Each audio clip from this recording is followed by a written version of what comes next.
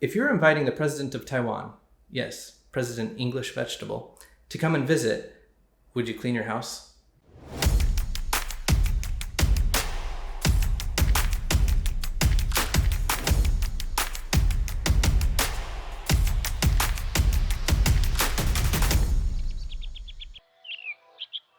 In the last video, we talked about the Western misconception that an idol itself is actually the god. It's more of a connection to a god, and that the statue itself is the piece that connects the spirit world to the physical world, but it's not a god. So today we're going to talk about how idols are made and what that process involves so that they can make an idol that is the best chance of being a good vessel for a god or a deity or a spirit. So in Taiwan, idols are made by an idol maker. I mean, that's pretty obvious, right? The idol maker industry is a lot less wide than it used to be, and there's a lot more mass production. Not like Henry Ford, like mass manufacturing, like you can have 3 gods and it can only come in green. It's not that type of system, but you will see idols that are mass manufactured because they want to make them affordable, because if you want to connect with your god, it's got to be affordable and it costs money. And the Taiwanese folk religion is very much going to be affected by how much you invest into it. And that's going to be an investment back into your future. So they try to make idols to be the nicest and best representation. And maybe it's going to represent how much care and effort went into making that idol. So when you look at a people group like the Romans, they would do this hyper-realistic take on everybody where like that one statue of David, and he's got like rippling muscles everywhere, and he's just got this boyish little face, and you can see like even little curls, and he's just kind of like, hello, I killed a giant. And they put a lot of effort into that realism. But not saying that was a Roman statue, but that Roman Greek art, we all know that was made in the Renaissance, okay guys, don't correct me. But when you look at Chinese and Taiwanese folk religion, their statues aren't as lifelike, because that's not the concern. Although you can find lifelike statues, it's more of this idealism of what maybe an ideal or representative would be. And sometimes the physical shape of the idol or statue doesn't even represent the god behind it. So I'm here in Taichung at a local temple, and behind me there are actually several idols. And these idols are made from different materials. So they might be made from wood or plaster, and those materials actually correspond to the 5 elements, which is very important in the cosmology of Taiwanese folk religion. You aren't limited to making an idol from those 5 materials, but you're going to find that a lot of the idols are going to relate to that. Some of the woods that you'll find are woods such as camphor wood.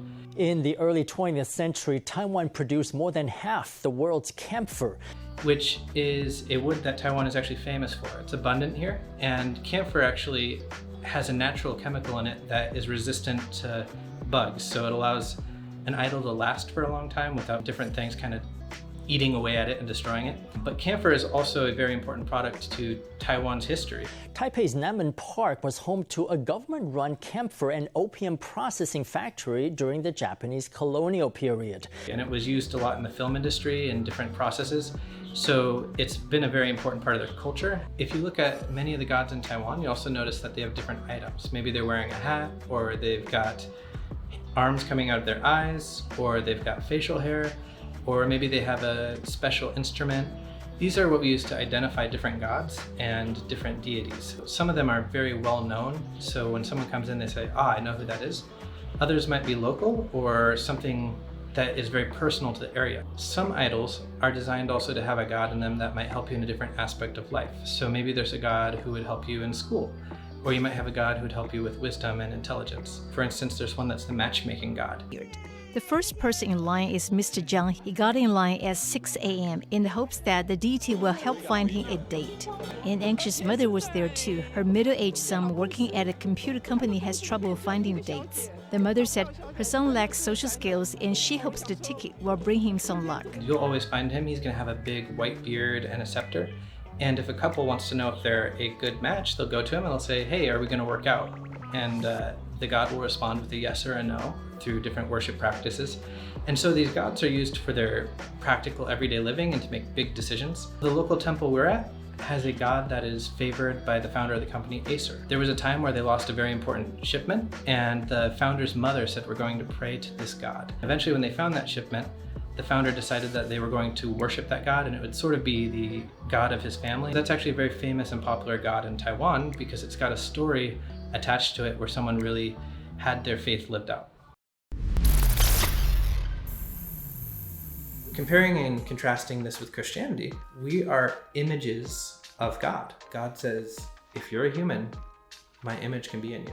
That's a powerful thought. That's incredible. And in Christianity, it's the only image. God does not go and dwell in statues, just like he also won't dwell in an animal. He won't dwell in a tree. So Jesus actually said it's not the outside of the vessel that is what matters. It's actually what's inside of a vessel. It's inside of what is in a person that makes them clean. God demands our physical image be spiritually clean. When the place is nice and clean, it makes us feel so proud. You could be 7 feet tall or 4 feet tall. God says physically you pass the test. But spiritually, he does not want to dwell in an idol where the inside is filthy, full of sin, full of evil, full of bad things. And the Bible also says, though, that everybody is filthy on the inside. So that creates a problem.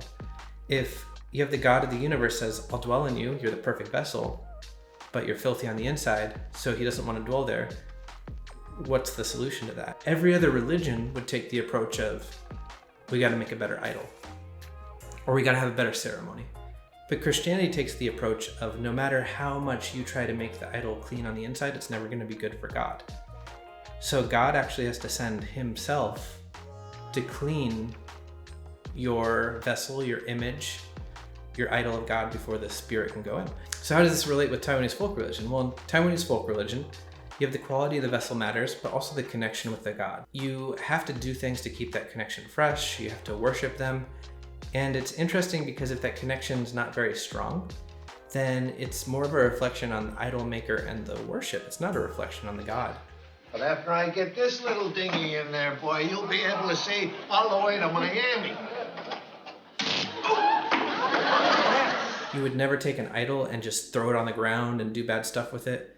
Not only is that really poorly reflective of your relationship with that God, like if this God has a connection in that statue and you're going to just play around with it, he might bless you the opposite of blessing, which people have called cursing.